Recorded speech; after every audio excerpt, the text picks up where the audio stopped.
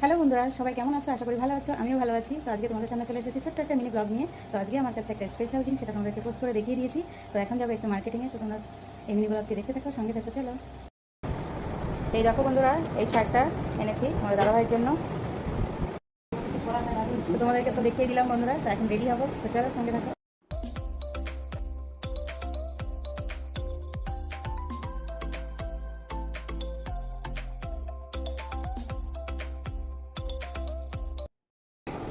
বন্ধুরা, কাল অ্যানিভার্সারিতে কী গিফট পেয়েছি সেটাই তোমাদেরকে দেখাবো।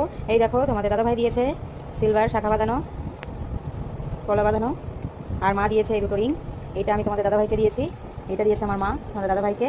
হ্যালো বন্ধুরা, এখন যাবো দাদা বৌদি রেস্টুরেন্টে রাতে ডিনার করতে। তো চলো সঙ্গে থাকো।